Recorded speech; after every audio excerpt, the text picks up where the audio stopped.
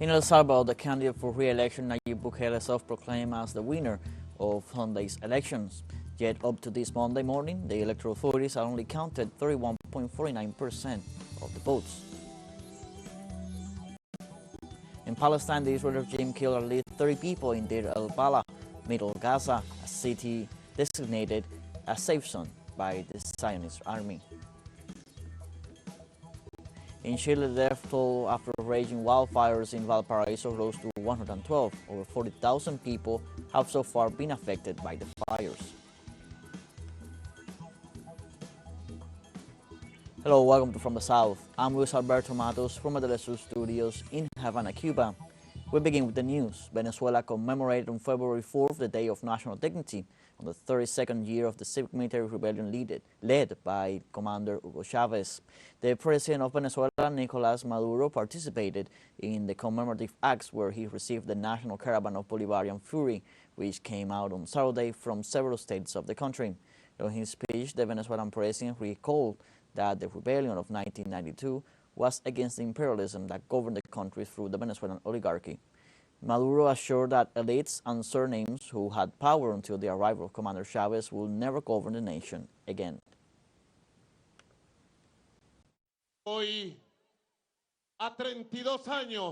Today, 32 years after February 4, 1992, I want to raise our eyes to heaven and say thank you, Commander Chavez. Thank you for your rebelliousness. Thank you for your courage. Long live Chavez. During his speech, the Venezuelan head of state, Nicolás Maduro, recalled the historic events of February 4th and the rejection of the Venezuelan people to the model imposed by the International Monetary Fund. In fact, I could say that the 90s had not even begun when they tried to impose in Venezuela the neoliberal colonialist model of the International Monetary Fund on February 27 and 28, 1989. They went down and down and down and down, and the people took to the streets and said not to the International Monetary Fund measures in popular rebellion. The Great National Caravan Furia Bolivariana arrived in Caracas to commemorate the Day of National Dignity.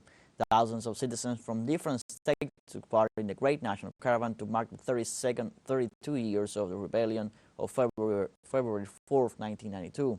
The Day of Dignity is a historical gesture that consolidated the Bolivarian Revolution thanks to the civic military union that achieved the return of Commander Hugo Chavez.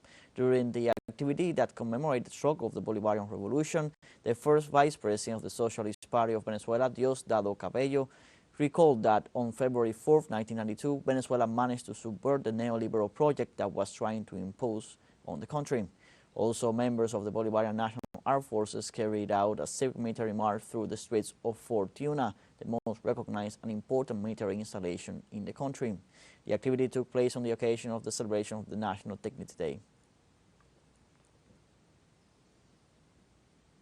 In El Salvador, candidate for re-election, Nayib Bukele self-proclaimed as the winner of the elections in front of thousands gathered in the country's capital. However, up to this Monday morning, the electoral authorities had only counted 31.49% of the votes.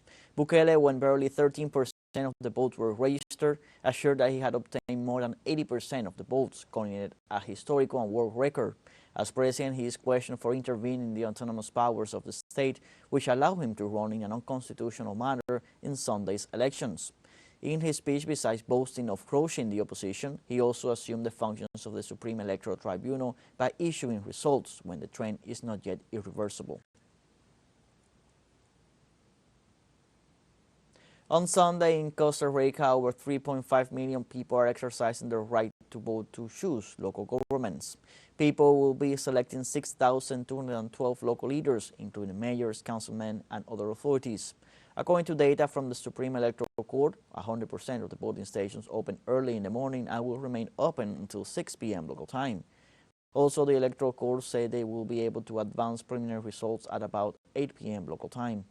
One interesting feature about these elections in Costa Rica is that for the first time, people will be using electronic ballots in 10% of the voting stations. In Haiti, various political, social, and cultural organizations begin a day of protest this Monday asking for the resignation of Prime Minister Henry. The opposition party called Committed to Development is one of the organizations at the head of the call and assures that the premier has shown total incompetence to solve the crisis affecting the country and must therefore go. This request also marks Monday's gathering in front of the government headquarters in Port-au-Prince, the capital. Since January 29th, the country has been organizing protests in rejection of a government which they say has allowed itself to be manipulated by the United States amid an increasing security crisis, with paramilitary groups controlling large parts of the capital and thousands of Haitians internally displaced. The Guatemalan Migration Institute reported that 11 people were killed in a traffic accident on Saturday. 9 people died at the scene at kilometer 133 of the route leading from Guatemala City to the Pacific coast, while 2 people died in a health center. According to the IGM, 9 of the deceased were Cubans and were traveling north to reach the United States. The accident happened in the early hours of Saturday morning and involved a truck carrying sugarcane, a car with over 5 passengers, and a motorcycle. Guatemala initiated the process of communication so that the deceased could be repatriated by the Cuban authorities. Argentina's security ministry said on Sunday that federal police and Interpol agents arrested businessman Diego Hernandiricio and his partner, Paraguayan ex-model Julieta Nardi, last Friday in the province of Córdoba, accused of leading a network that trafficked arms to Brazil. Hernandiricio is considered the biggest arms smuggler in South America and was the president of a company dedicated to the firearms trade, of which Nardi was vice president. The company acquired the weapons in Croatia, Turkey, and the Czech Republic and Slovenia, brought them legally into Paraguay and imported them into Brazil, where they were resold to a third party who was responsible for delivering the weapons to local criminal organizations. According to the Argentinian Ministry of Security, the company had imported 25,000 weapons since 2012.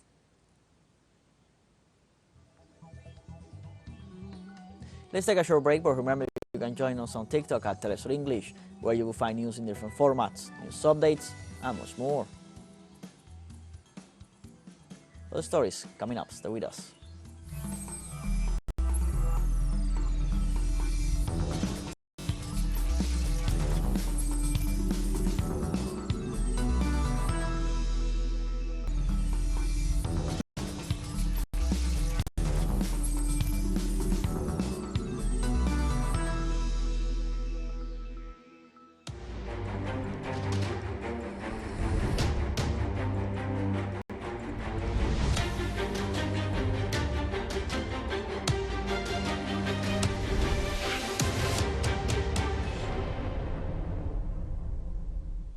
Welcome back from the south.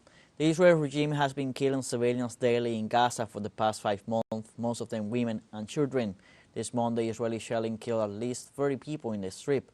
Deir al-Balah in Middle Gaza was designated as a safe city by the Zionist army. However, between Sunday night and Monday morning, 30 people were killed. The onslaught also destroyed homes and public facilities. In Han Yunis, further south, the brutal genocidal operation continues. The World Health Organization reported that Israel has killed, wounded, or disappeared more than 100,000 people in the Palestinian enclave.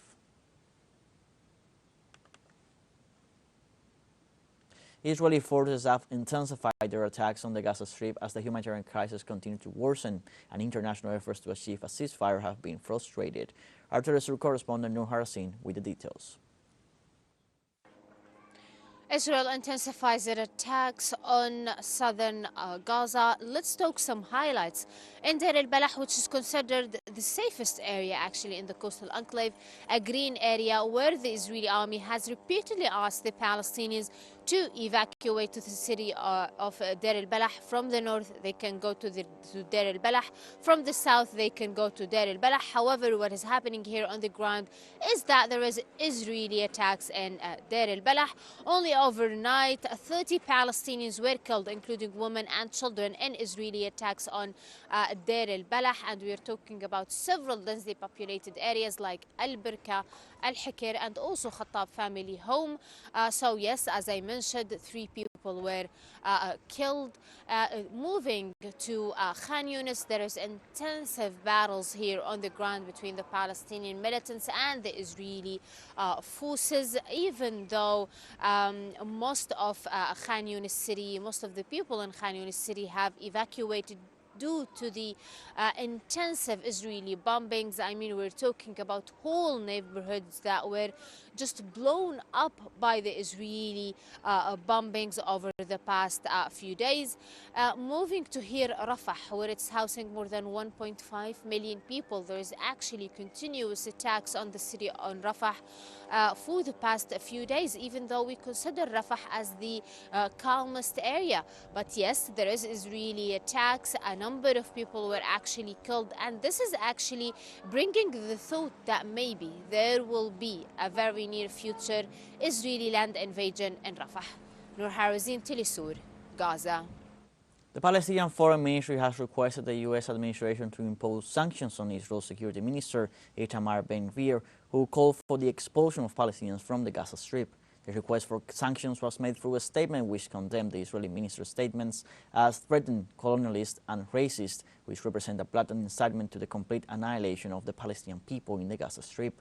The Palestinian Foreign Affairs Ministry says such statements by an Israeli minister go against the consensus of the international community, the ruling of the International Court of Justice, and against the resolutions of the UN Security Council.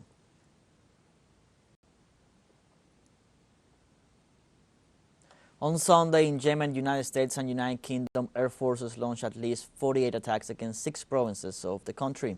In this sense, the spokesman for the Ansar Allah movement, Yahya Sari, declared that 13 attacks were launched against Sana'a, capital of the country, 11 against the province of Taiz, 9 against the region of Al-Hudaydah, and another 7 bombings against the provinces of Al-Baida and Haya.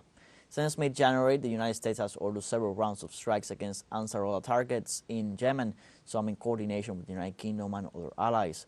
While the Ansar Allah movement's senior officials maintain that Washington and its allies' aggression will not deter them from attacking Israeli-linked vessels as they continue their genocidal actions against the Gaza Strip. The Iraqi Popular Mobilization Forces condemned the U.S. aggressions on the west of the Anbar district and confirmed that such actions would not go unpunished.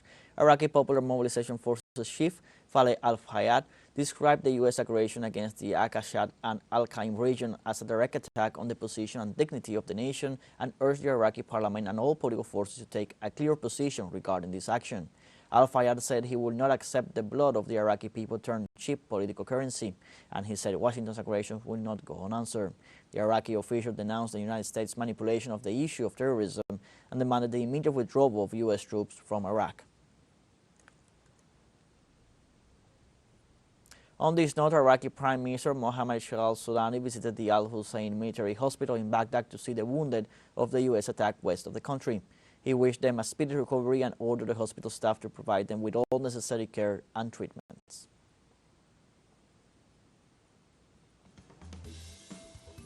We have a second short break coming up, but before we invite you to join our WhatsApp community for our English-speaking audience, you can scan the QR code on screen to join directly and share the link to reach more people. Constant news coverage of Latin America and the Caribbean as well as the rest of the world. Stay connected and informed with TeleSUR. Found short break, don't go away.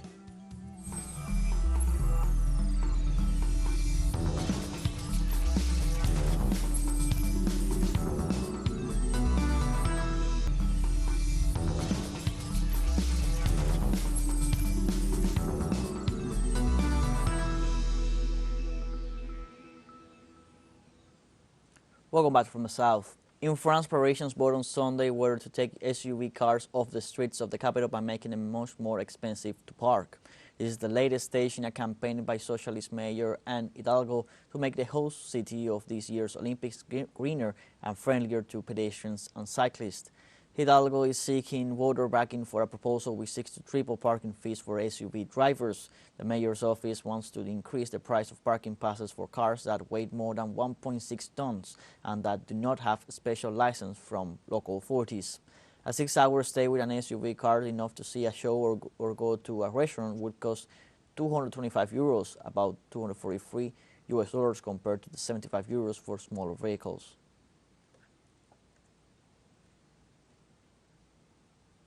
Namibia's Vice President Golo Mumba is sworn in as president following the death on Sunday of previous President Hage Geingob, a veteran of the country's liberation struggle who died at the age of 82 on Sunday. Tributes to the 82-year-old statement pouring from African leaders who saw him as a hero of the anti-apartheid struggle. Recently, Geingob supported South Africa's complaint against Israel under the Genocide Convention and condemned Namibia's former colonial ruler Germany for opposing the case. Serving his second term as president, he revealed last month that he was being treated for cancer. Former Vice President Ngolo Mbumba was inaugurated as Geingob's successor as president on Sunday, along with new Vice President Netumbo Nandi-Ndaitwah.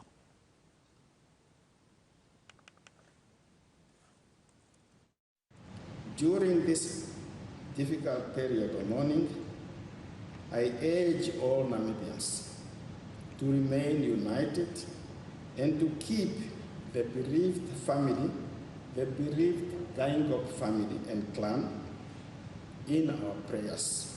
I take on this heavy mantle,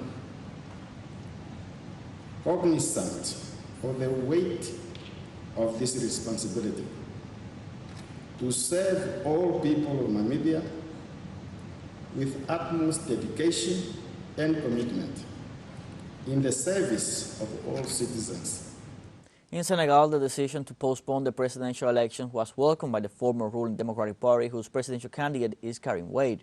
Wade's supporters were seen celebrating the delay of February 25th presidential election by President Macky Sall. The decision is due, among other things, to the conflict between their candidate and the Constitutional Council, accused of corruption by the former ruling party. Several opposition figures rejected President Macky Sall's decision to postpone the election, and at least 2 of the 20 presidential candidates say they would continue with their campaign schedule to begin on Sunday. It is planned that Sall's term ends on April 2nd. The Senegalese electoral code requires 80 days in advance of the elections, which means that the earliest a new vote could be held is the last week of April. This is President Macky Sall's balance sheet, and it is a damage and upsetting because he almost left with his head held high. But now, unfortunately, he's showing the true face. The masks are falling off. He's trying to pull off an electoral hold-up. What's that? It is a constitutional coup, and we won't accept it. Never in Senegal's political history have we seen a situation like this. It's a dangerous precedent to be able to postpone a presidential election on the eve of its starts. It's unprecedented. Meanwhile, in Senegal, opposition demonstrators and police clashed after President Macky Sall announced the indefinite delay of upcoming presidential elections scheduled for February 25, 2024. Protesters gathered in the capital city at the call of opposition candidates. The president pointed out that the reason for delaying the election is to carry out an open national dialogue in order to meet the necessary conditions that guarantee a free, transparent, and inclusive election. In turn, all presidential candidates expressed their rejection and ensured that they would carry out their electoral campaigns in spite of the official cancellation.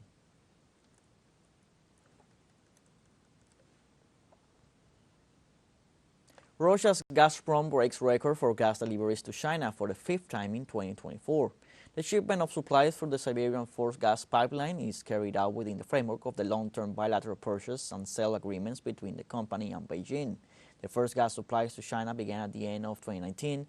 Then, in February 2022, the Chinese company signed a second agreement to additionally purchase 10 billion cubic meters annually for 25 years, which brings the volume of Gazprom's exports to 48 billion cubic meters every year.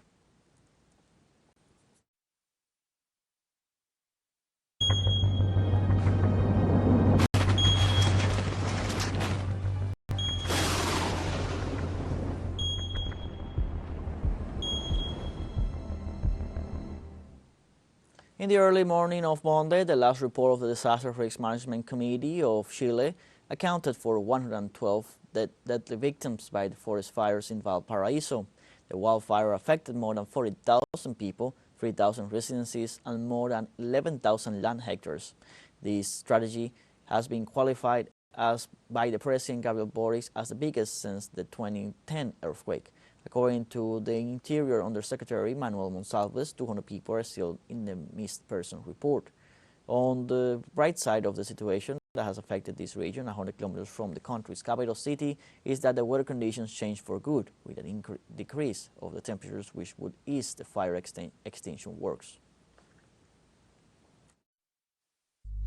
We must say that according to the information we have from the Forcenic Medical Service, as of 8 p.m. today, there are 112 people dead. This is the current count, and 32 bodies have been identified.